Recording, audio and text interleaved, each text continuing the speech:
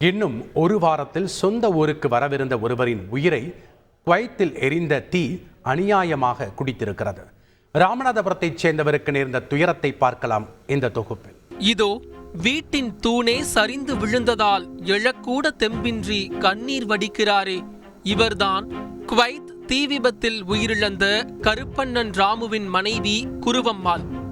தாயை தேற்றவும் முடியாமல், தந்தை இறந்த சோகத்தை காட்டவும் முடியாமல் தவிக்கிறாரே, இவர் அந்த தம்பதியின் ஒரே மகன் சரவணகுமார்.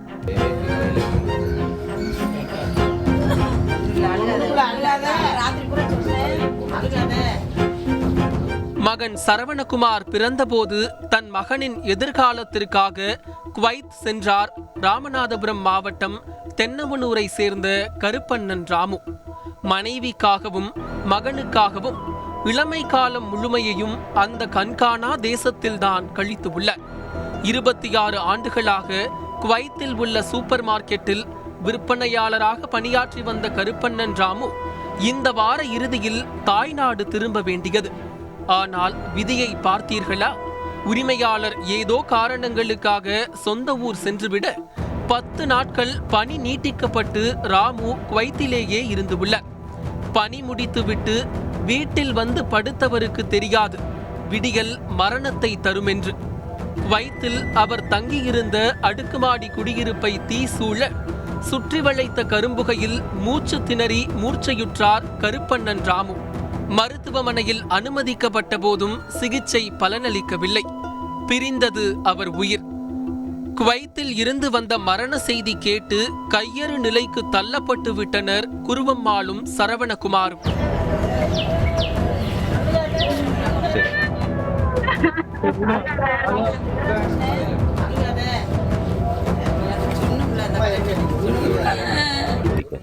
இருபத்தாறு வருஷம் அங்கேயே இருந்தவர்.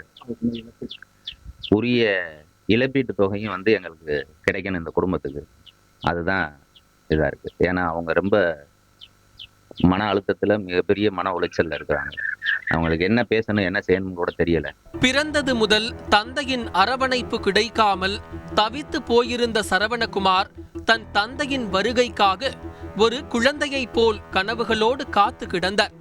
அவர் வந்ததும் மகிழ்ச்சியுடன் கட்டியணைக்க வேண்டிய அவரின் கைகளுக்கு தன் தந்தையின் சடலத்தை தூக்கிச் செல்ல தெம்பில்லை. கோயத்துல ஒரு 26 வருஷம் எனக்கு பிறந்ததுல இருந்து இருக்காரு.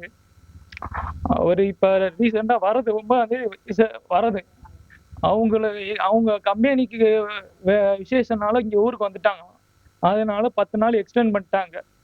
அதனால 11ஆம் தேதி அவங்க வேலையை முடிச்சு வந்துட்டு தூங்கும் போது இந்த மாதிரி சம்பவம் நடந்து போச்சு. தீ விபத்து ஏற்பட்டுதான்.